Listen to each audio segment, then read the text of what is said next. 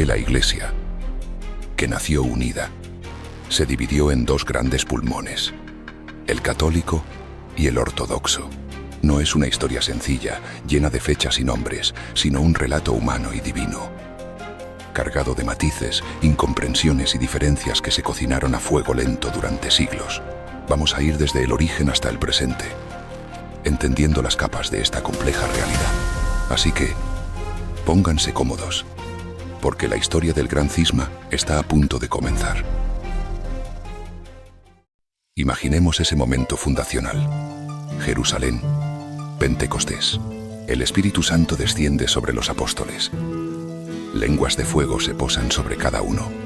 Y de repente, personas de todas partes del mundo conocido los entienden. Cada uno en su propia lengua. Ese es el principio. 3000 personas se bautizan ese mismo día, formando la primera comunidad cristiana. Poco después, la persecución los dispersa, cumpliendo el mandato de Cristo de ir y hacer discípulos de todas las naciones. Los apóstoles viajan, predican y establecen comunidades por todo el Imperio Romano y más allá. Desde el principio hubo diversidad. Roma, la capital del vasto imperio. En Occidente, Constantinopla, la nueva Roma, el corazón del Imperio bizantino. En Oriente, Antioquía, Alejandría, Jerusalén, otras sedes apostólicas con sus propias tradiciones y perspectivas. Esta era una iglesia que respiraba con diferentes aires. Hablaba distintas lenguas, principalmente griego en Oriente, latín en Occidente, y desarrollaba su fe en contextos culturales distintos. La iglesia siempre se vio a sí misma como una sola fe, un solo bautismo, un solo cuerpo de Cristo. Pero dentro de esa unidad fundamental, existían sensibilidades diferentes, métodos distintos de hacer teología y comprender los misterios divinos. Como dijo el Papa Juan Pablo II, la Iglesia necesita respirar con sus dos pulmones, el oriental y el occidental. Una imagen hermosa de la complementariedad que debería haber sido. Las diferencias no surgieron de la noche a la mañana. Se gestaron a lo largo de los siglos, a menudo por malentendidos o por diferentes énfasis teológicos. Dos puntos se volvieron particularmente espinosos: la procesión del Espíritu Santo y el papel del obispo de Roma. El primer gran debate teológico tiene un nombre latino: filioque. Suena técnico, ¿verdad? Pero la implicación es profunda. Se refiere a la relación del Espíritu Santo con el Padre y el Hijo dentro de la Santísima Trinidad. El credo niceno-constantinopolitano original, acordado por toda la Iglesia en los primeros concilios, dice que el Espíritu Santo procede del Padre. Sin embargo, en Occidente, a partir del siglo VI, se empezó a añadir una pequeña pero significativa frase al credo, filioque, que significa «y del Hijo». Así, la versión occidental decía que el Espíritu procede del Padre y del Hijo. ¿Por qué esto causó tanta fricción? Para la Iglesia oriental, esta adición no solo modificaba un credo ecuménico sin el acuerdo de toda la Iglesia, lo cual ya era problemático, sino que también alteraba sutilmente la doctrina de la Trinidad. La teología oriental tradicional enfatiza al Padre como la fuente única de la divinidad. Hacer que el Espíritu proceda, también, del Hijo parecía, a ojos de algunos teólogos ortodoxos, subordinar al Espíritu o difuminar la distinción entre las personas divinas. Algunos teólogos ortodoxos lo consideraban herético, aunque otros, más moderados, lo veían como una opinión teológica aceptable pero no como un dogma universal, insistiendo siempre en que la adición fue ilegítima. En cualquier caso, el filioque se convirtió en un símbolo de conflicto, pero las diferencias no eran solo sobre formulaciones teológicas abstractas. También había una distinción en la forma de hacer teología. En Occidente, especialmente influenciado por figuras como San Agustín y el posterior desarrollo de la escolástica, se tendió a un enfoque más racional, lógico y metafísico. En Oriente, la teología a menudo estaba más enraizada en la experiencia mística, la contemplación premosteoría y la vida litúrgica. Los ortodoxos priorizaban una teología negativa o apofática, reconociendo que Dios está más allá de nuestras conceptualizaciones, mientras que sentían que la teología occidental dependía demasiado de la teología afirmativa o catafática y la especulación filosófica. Esta diferencia metodológica llevó a diferentes enfoques en temas como la gracia divina y la salvación, donde la ortodoxia subraya la sinergia, la cooperación entre la gracia de Dios y la voluntad humana, y el objetivo último de la vida cristiana como la adquisición del Espíritu Santo, o la theosis, deificación, llegar a ser más semejante a Dios a través de la gracia. El segundo gran punto de divergencia, y quizás el más significativo para la ruptura institucional, fue el papel del obispo de Roma, el Papa. En la Iglesia primitiva, el obispo de Roma era reconocido con una cierta primacía o preeminencia. Era la sede de la capital imperial ligada a los mártires Pedro y Pablo, y a menudo se recurría a él en disputas. Sin embargo, ¿qué significaba exactamente esta primacía? Para la Iglesia de Roma, esta primacía evolucionó hacia una autoridad universal, una monarquía, con el Papa ejerciendo poder y jurisdicción sobre toda la Iglesia. Se le veía como el sucesor único de Pedro, con una autoridad especial. Las iglesias orientales reconocían la primacía de honor del obispo de Roma, considerándolo el primero entre iguales, primus inter pares. Le otorgaban el asiento más honorable en el concilio ecuménico, pero rechazaban rotundamente la idea de que tuviera poder efectivo sobre otras iglesias, o que pudiera emitir decretos sin consultarnos e incluso sin nuestro conocimiento. Como expresó un arzobispo ortodoxo en el siglo XII, si el pontífice romano quisiera tronar sobre nosotros y lanzarnos sus mandatos desde lo alto, ¿qué clase de fraternidad o incluso qué clase de paternidad puede ser esta? Nosotros seríamos los esclavos, no los hijos, de una iglesia así. Esta era la raíz del problema, la diferencia en la comprensión de la autoridad, entre una primacía de jurisdicción y una primacía de honor o servicio.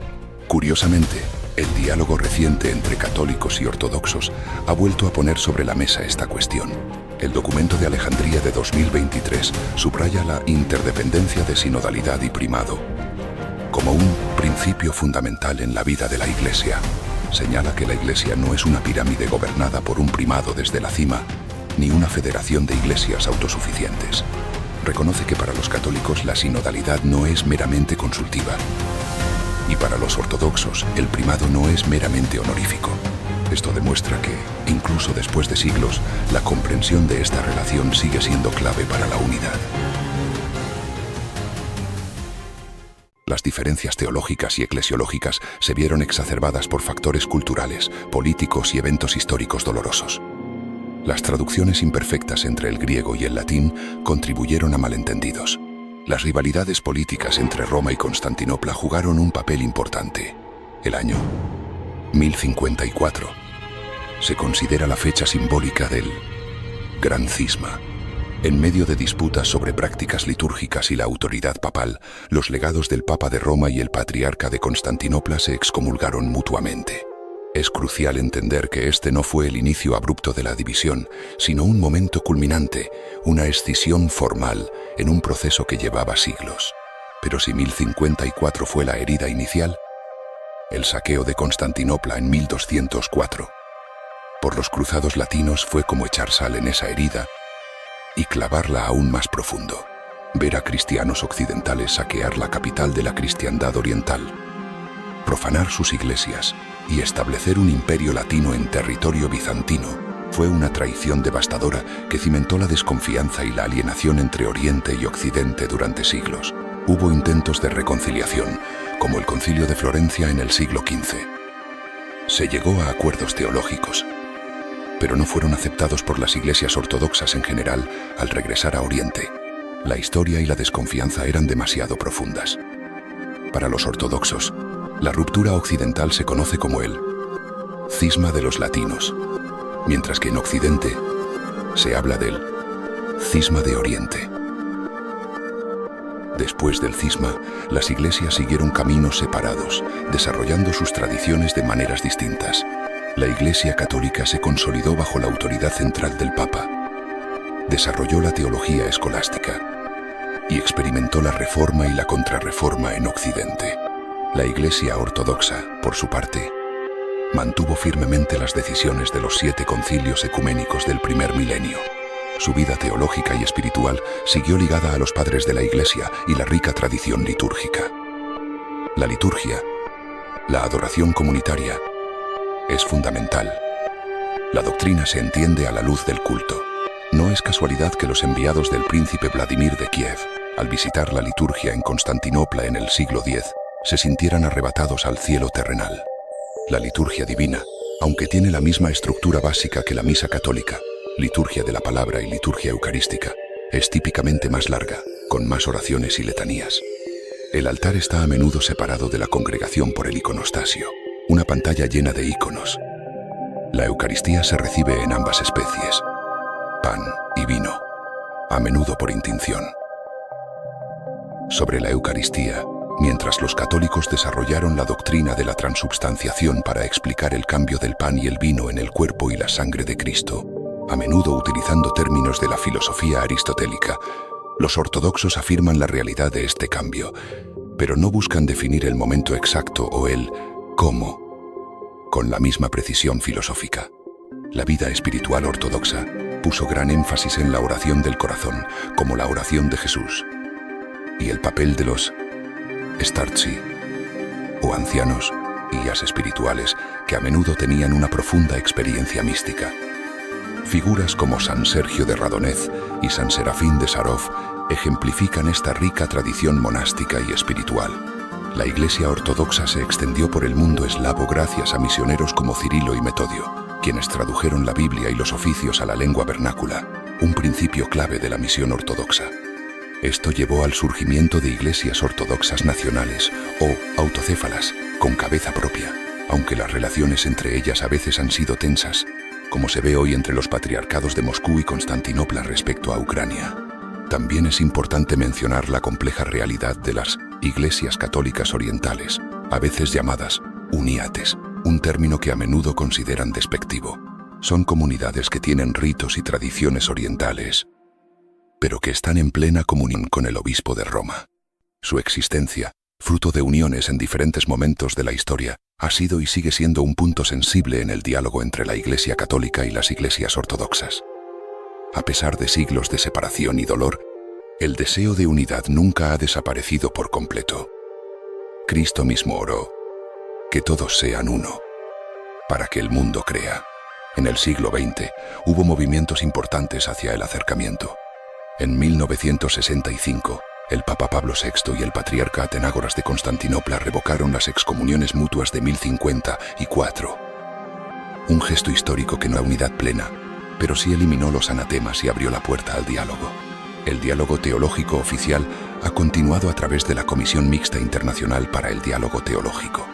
Han producido documentos importantes, como el documento de Chieti en 2016, y más recientemente, el documento de Alejandría en 2023, centrado en la sinodalidad y el primado en el segundo milenio.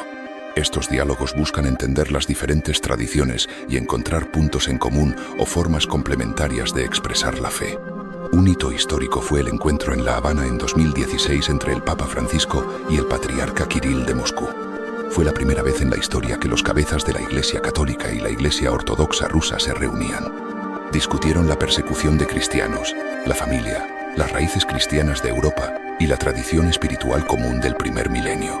La delicada cuestión de los católicos orientales fue una de las razones principales por las que el Patriarcado de Moscú había evitado este encuentro durante tanto tiempo. El encuentro fue descrito como un diálogo claro, sin medias palabras, y ambos líderes expresaron consuelo y esperanza en la posibilidad de cooperación. Hoy, las iglesias católica y ortodoxa todavía no están en plena comunión. Persisten diferencias en la comprensión de la primacía papal, el filioque, y a veces en la eclesiología la comprensión de la naturaleza de la Iglesia y la teología mística. También existen tensiones internas en la ortodoxia y desafíos en la diáspora, pero hay una base común inmensa.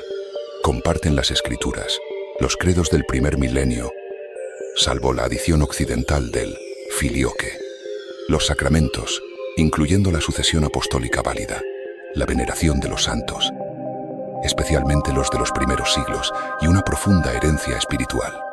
La Iglesia Católica ve las tradiciones teológicas orientales como mutuamente complementarias con las occidentales, no conflictivas. La división entre Oriente y Occidente es una herida que dura siglos, resultado de diferencias teológicas, eclesiológicas, culturales y políticas. No hay una única causa, sino una compleja red de factores que llevaron a que dos tradiciones, hermanas en su origen, se distanciaran tanto que llegaron a verse como extrañas. Pero la historia no ha terminado. El diálogo continúa. Los cristianos de Oriente y Occidente siguen aprendiendo unos de otros, redescubriendo la riqueza de la tradición compartida de los primeros siglos.